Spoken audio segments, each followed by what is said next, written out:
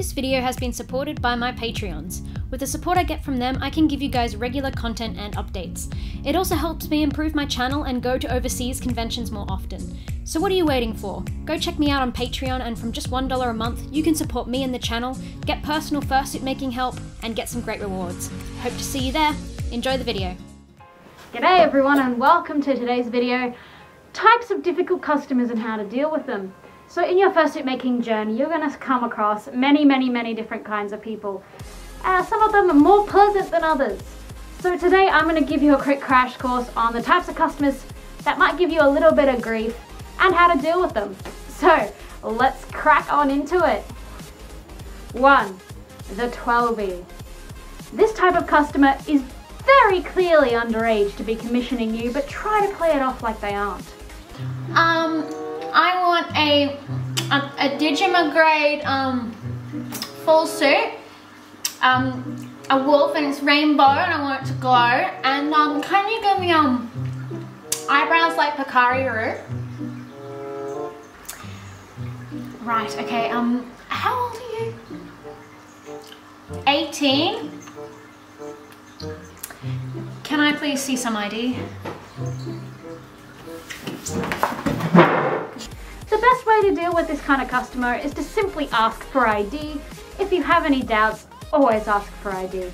99% of the time, I find they're suddenly not interested in a commission. Who would have thunk it?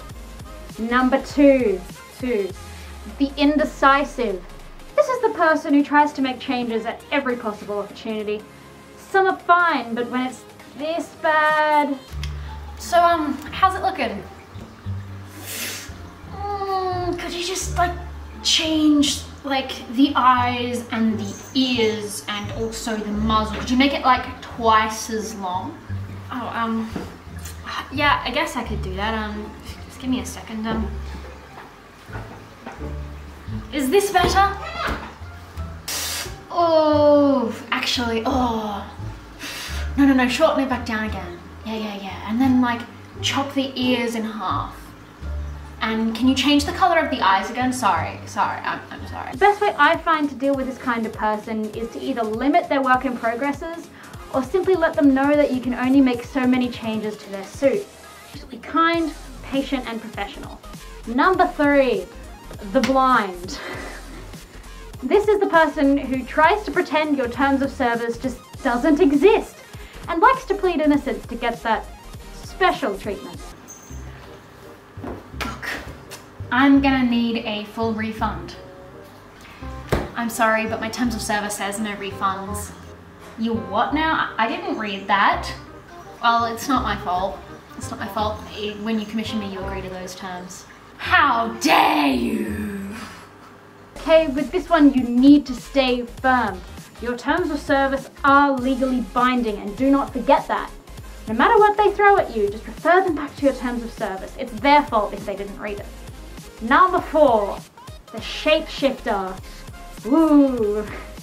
This is someone who can't really decide what exactly their character looks like. Got a ref sheet?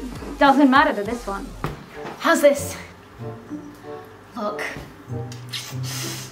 I know you've been working really hard on this angel dragon, but I need you to change it to a dog. But you just said you were a duchy. No, wait. How about this? Again, with this customer, you need to stay firm. Give them one last chance to make any character changes, then give them no more. You can't afford to keep changing things as it wastes your time and money. So be firm and professional. Number 5, the want it all. This customer wants everything you offer, and everything you don't, and won't take no for an answer. Okay, so, listen to this. I want attached feet, I want wings, I want LEDs, and make sure the wings are like at least 3 feet in diameter. Yeah, you getting me? I want LEDs with programmable Arduino technology. You know, you can put it wherever, I'll figure it out. I want indoor feet, but also outdoor feet that are attached by a magnet. So there's really one of 2 ways I deal with this customer. The first is to give them what they want, but charge a lot for it. Or stay firm to what you offer and don't. This one is really up to you how you deal with them, and maybe you can make a little bit more money from the commission. Number 6, the CLOCKWATCHER. Someone clearly hasn't heard the phrase patience is a virtue and likes to pester you for updates at every possible opportunity. Hey, how many updates?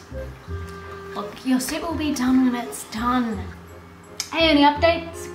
No, I don't have any more whips for you at this current time. Any updates? Any updates?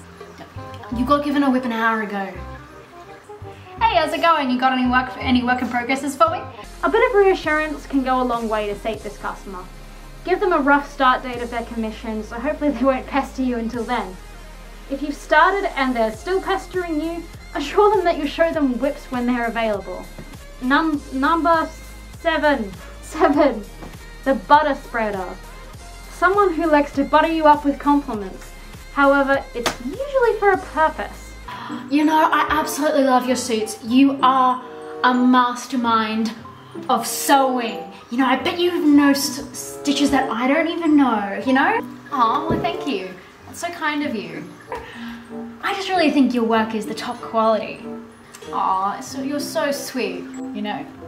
Alright, I'm gonna need a $500 discount. Oh, wait, what? Do not fall for this trick. And if you do, don't let it sway you to give this person special treatment. Treat them like any other customer. Number 8, cheapskate. Just when you thought you had a secure, nice commission, a nice little bit of income, the cheapskate strikes your prices down. So the grand total for your first suit today will be $2,400 US. How about $60? No. Honestly, these are the kinds of people I will flat out refuse service to. If they are lowballing, they clearly don't think your fursuits are worth the money, and you don't need that kind of negativity in your life. If you still want them as a customer, just stay firm with your prices. Please don't lower them for anyone. Number 9, the ghost. Now you see him, now you don't. The ghost likes to disappear whenever it's convenient for them. Alright, so let's talk payment plans.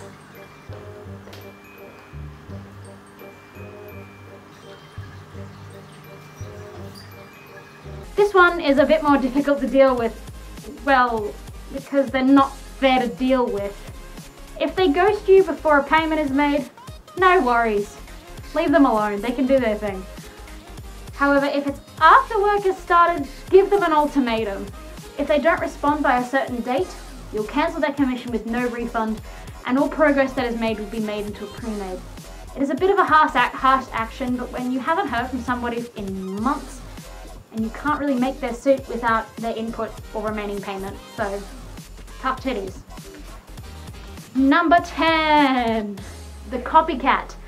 This is someone who assumes that since you're a maker, you can make any style, right? Alright, so you know multicolored bark, right? Their suits are just amazing, you know, I love them. Do you think you can make a suit in their style? No. Politely inform the customer that you aren't the maker they want you to make like, and would prefer if they commissioned you for your style rather than another maker's. And if they want a suit that looks like that style, to commission the maker in question themselves. And that's all for today. Hope this silly little video allowed you some insight into some difficult customers you may come across in your journey as a maker. Merch! We have merch!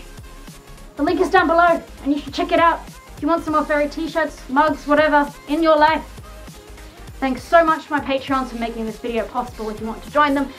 Link is down below, and the fan art feature of the week is Creative Wolf 24, who did me this awesome headshot.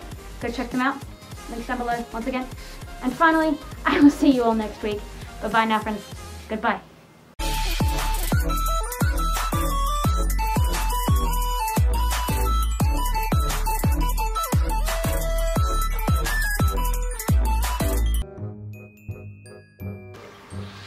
I don't mean to be rude, sir, but are you sure you can even wear a fursuit?